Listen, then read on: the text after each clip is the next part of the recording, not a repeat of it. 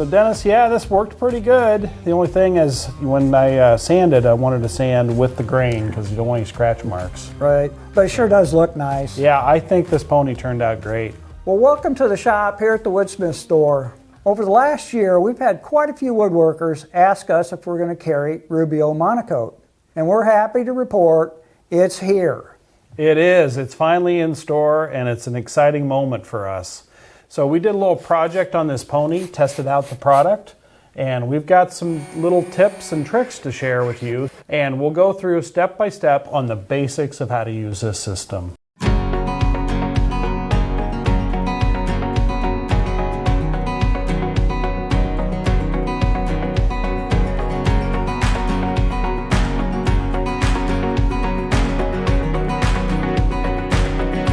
Welcome to the Woodsmith store. Today we're going to talk about a refinishing project, and we're going to use a new product called Rubio Monocoat. Now, even though it's not new, it's new to the store.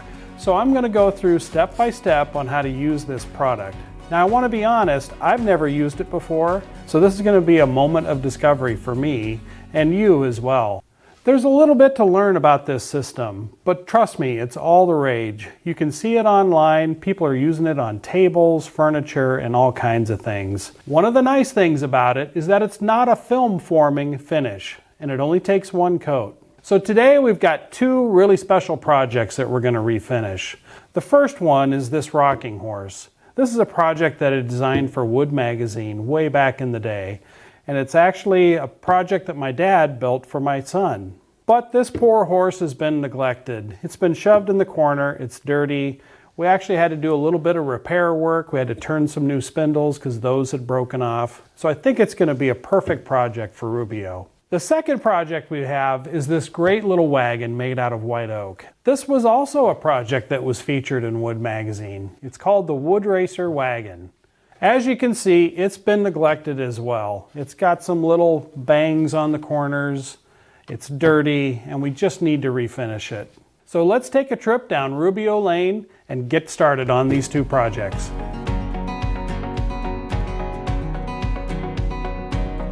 Okay, the first step is to get this pony cleaned up.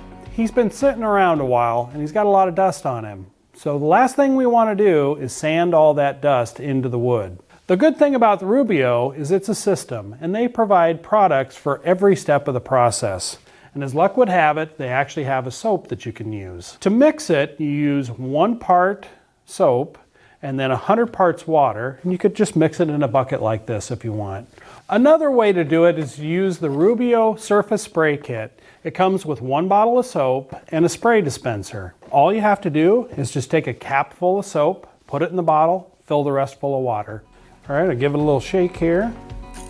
The nice thing about this is that we're not introducing any other kind of product in with Rubio, like using Dawn dish soap or something like that. We're gonna get this pony back in action. This pony is made out of cherry. And if I remember right, it's Appalachian Mountain cherry. And of course, cherry darkens over the years. That spray bottle is so easy. Nice way to go. And there's the signature from Grandpa who built it. To Cameron James from Grandpa, 1991. That's when the pony was built. All right, we got him all cleaned up. And now we can move on to sanding.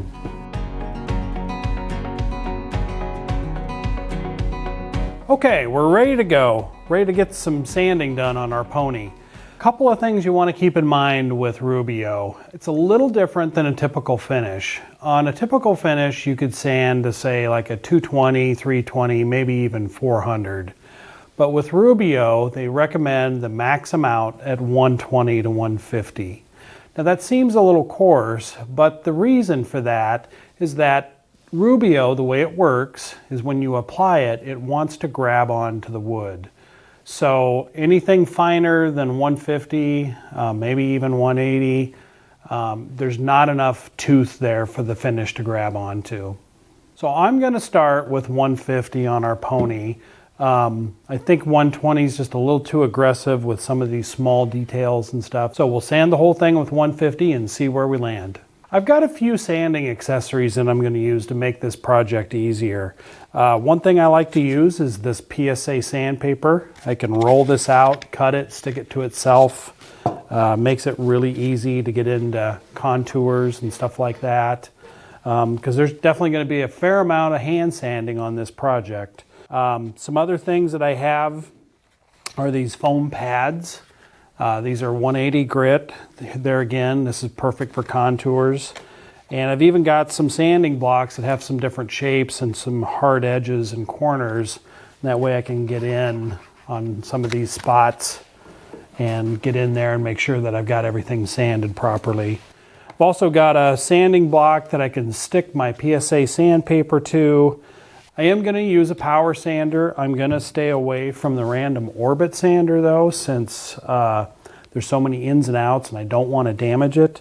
Another handy tool are these fine sanders, and they have a pad on them, you know, that's Velcro, and you can get these different pieces of sandpaper and any kind of grit that you want. So this will help us also get into some of those small corners and stuff. But here again, you can do a lot of damage with one of these too. So tread lightly when you're using these things.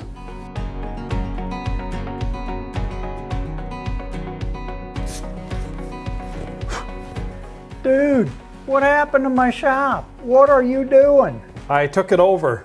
I've only been gone a day or 3. Yeah, that's what happens when you go on vacation. Oh, man, what are you doing?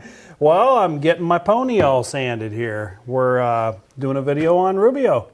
Oh, that'd be cool. Yeah. I've wanted to use that, but I haven't yet, so you can teach me all about it. Well, I haven't used it yet either, but we're going through the steps and we're just a moment of discovery as we go. Where are you at right now?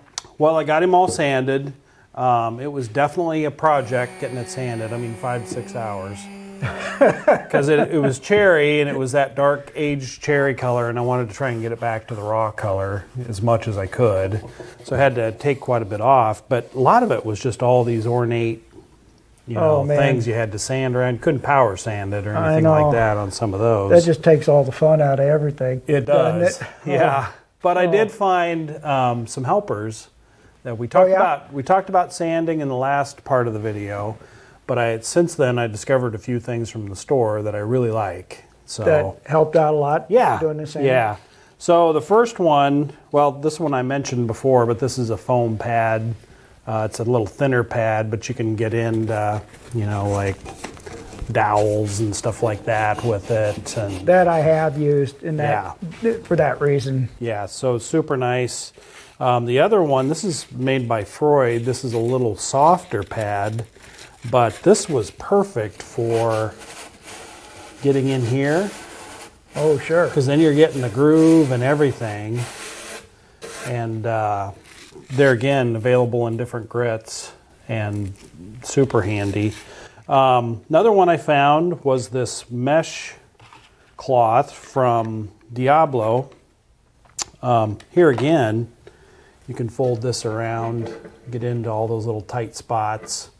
You know, come up here. Well, that's handy. I've never used those. Yeah. I wasn't aware of those. What grit is that? This is actually 120 grit. Oh. But does it come in different grits? It does. A lot of it, though, I actually sanded with 60 grit, believe it or not. Oh, just no, to take it off and get down to it. But you can also get a kit with this pad, and on one side it's firm, other side it's like a foam. But these just stick directly to these pads. Then you got a nice little sanding pad. Oh, yeah. So, boy, anything you can do to make things better in sanding. Oh, yeah. It's a good thing. It is. So, anyway, some great products. The other thing I used a lot was this fine multi-sander. And this one's cordless, which is nice. Handy. No cord or anything. But trying to get into, you know, these little spots here and stuff, and even on the underside of him. Here, there again, used different grits on that, and this was a lifesaver. I can imagine. Really like that guy. But one of the things that we've talked about is that Rubio is sensitive to how fine you sand. So, you know, like on a normal project like we talked about, you'd use like 320, 220. Could even go up to 400 if you wanted. Can't do that with Rubio because the way it works, there's some molecular binding process that happens when you put it on. So they recommend in the instructions 120. Now, Really? I've seen online where guys are doing 150 and maybe even 180. I chose to go the 150 route, but there's some things that happen with 150 that are different. And mostly it's like if you sand cross grain anywhere, you're going to see some sand marks. Right. So one thing I tried to do as I was working on this is rather than going across like this roundover right here, right, this way, while I initially did that just to get it down to bare wood, towards the end I started doing this, just thinking about, if I am going to have sand marks, they're much less visible if you're rolling across the grain like that. Right. So that was a little bit of a challenge with the whole thing. That's not the quickest way to sand, but I do think that's something you want to keep in mind, is that you want to try and eliminate those sanding marks as much as possible. So for what it's worth. So I got everything all sanded, and I wanted to do a little test spot. So show you here, went on ahead and went through the process of applying it, mixed it up and everything, applied it. I just wanted to try a test spot to make sure that I was liking what I was getting. So, do you like it? I think it's great. I think it's got a very nice look to it, and I'm excited to go on ahead and get it on the rest of the pony. Cool. One other little trick up my sleeve. Oh yeah? This little sanding stick. We had Albert in here doing a demo on Saturday. He was using these little sanding sticks with this PSA sandpaper on it. Right. And so I made one, but I put a bevel on all the edges. And it's kind of nice because then I can get in to all these tight little spots. Oh, that's handy. And just flip it around, sand away. So that's why you make the big bucks, because you're the thinker. Yeah. No, I ripped this idea off Albert. Oh, well, so that's thank you, cool. Albert. So we're ready for the next step. And what's that? Well, they say you got to clean the wood before you actually apply the finish. Okay. And the purpose of this, it's called their raw wood cleaner. The purpose of it is to apply it with a rag, and it actually pulls the dust off. So it electrostatically pulls the dust away from the project. Because one thing with Rubio is that they say if you have a little bit of dust on it, the finish will grab onto the dust and not the project. Ooh, so, not good, huh? Nope. So, take an air hose, go over it, get everything off, wipe it down with the raw wood cleaner, and that'll pull any remaining dust. Because if there is remaining dust in it, then that's what the Rubio sticks to, is the dust instead of the actual project. Oh. So we got to get him all wiped down, and then we'll move on to the next step. Well, that sounds like a good thing for you to do. Yeah, so you go back on vacation. I'll give you a shout when we're ready. Right. Vacation. Yeah. All right, I'll check back. All right, do sounds a good job. I'll get started here.